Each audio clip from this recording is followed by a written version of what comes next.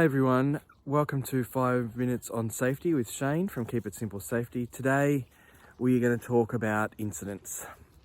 So incidents is a big topic, so we won't be able to cover every little piece of the process, but I just want to try to get across the basics of how you should handle incidents. So there's two. I'm going to break it apart for you first. One is reportable incidents. So there is a list, no matter which state or even New Zealand you're in, there is a list of things that are reportable to WorkSafe or Safe Work or whoever your regulator is. And you need to make sure that you're aware of what those things are. Things like fatalities, amputation, electric shock. These are some of the things that have to report. You have to report them immediately. You can't delay, you can't do it next week. Do it straight away, ring them, let them know. They will tell you what to do next. If they want to come and investigate, they will tell you to maintain the scene and all of those sorts of things. But first of all, make sure you're aware of what you need to report. And that's the first step. And there's no argument with those things, you have to do them. If you don't, you can get fined for not reporting an incident. There's a whole lot of trouble you can get yourself into. So make yourself aware of that part first.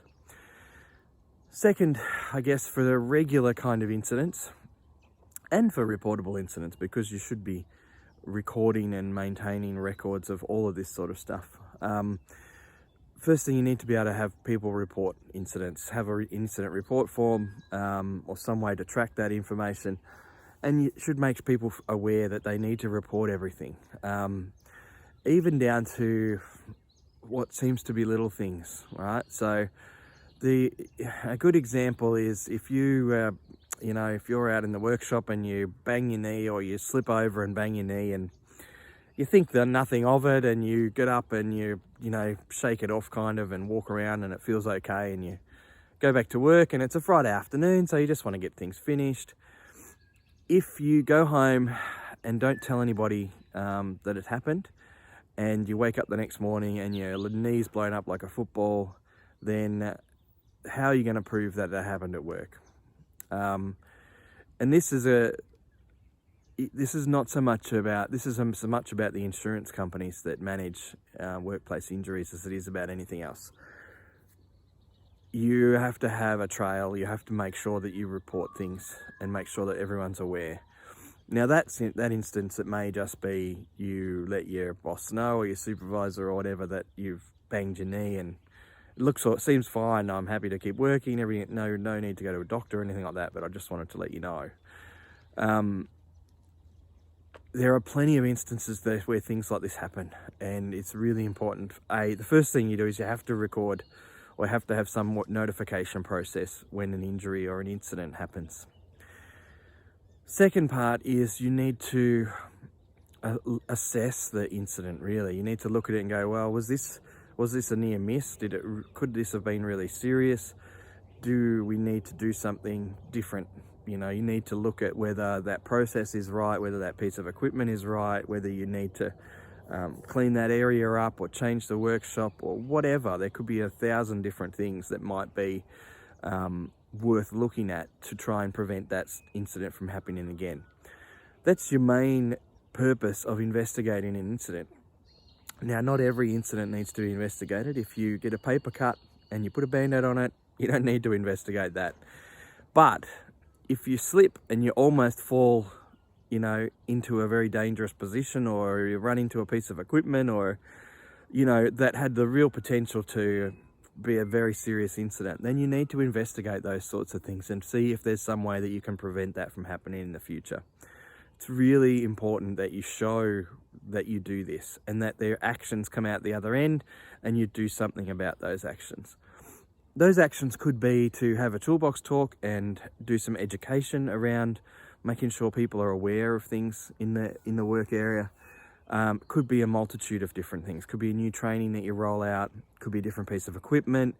Could just be, a safety alert, or it could be any kind of a number of things.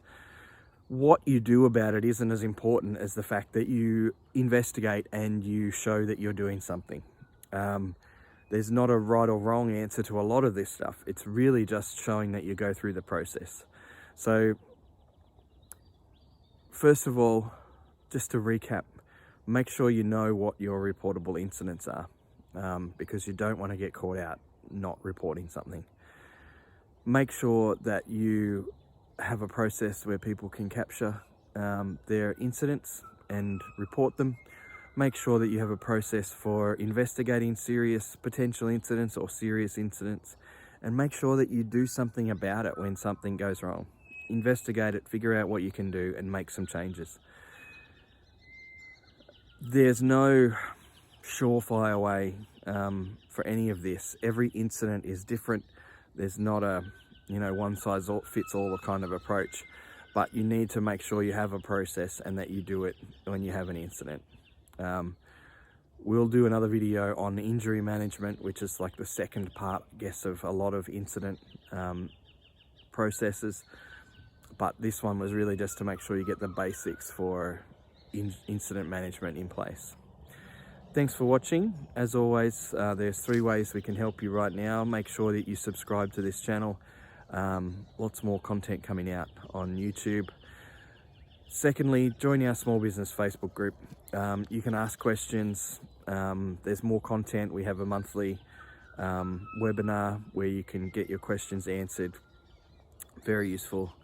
Thirdly, get our 7-step guide to making your own safety compliance system in your business from our website, or a link below. And it's got all of this kind of information in it as well. Thanks for watching. Have a great day.